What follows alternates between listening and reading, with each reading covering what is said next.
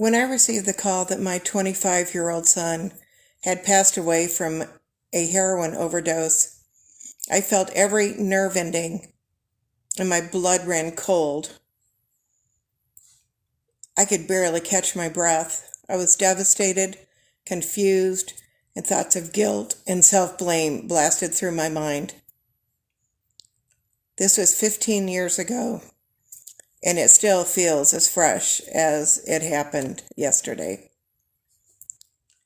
What I had to do was what the Apostle Paul wrote in 2 Corinthians 10, verse 5. It says, "Bring every thought captive to the obedience of Christ." But how in the world do you do that? I found that Isaiah 43:18 had a good way for me to learn to do that. It says, "Do not call to memory former things or ponder on things past." Well, how do you do that? Well, the verse goes on to say, "Behold, I will do a new thing."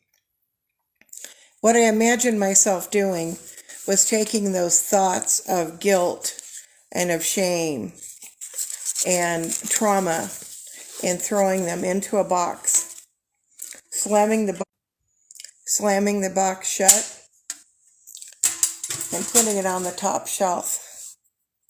And every time a thought would come, I'd say, "No, I put it in the box. I'm not going to think on that."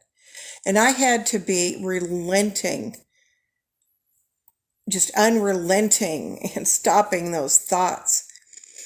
And what I found was that the verse goes on to say, "And now it will spring forth, shall you not know it?" And I began to notice joy and peace, and eventually my mind went quiet.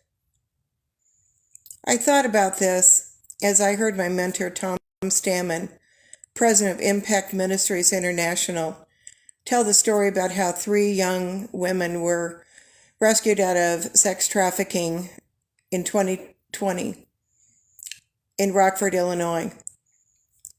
There weren't any safe houses available at the time, and I was shocked to hear that all 3 of these young women ended up committing suicide.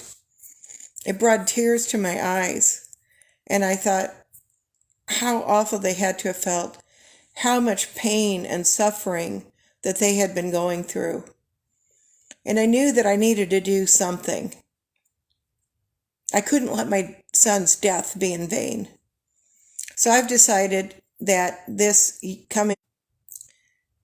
in 2024, I want to set a goal of helping raise $5 million for more safe houses, for more trained staff to be able to help individuals.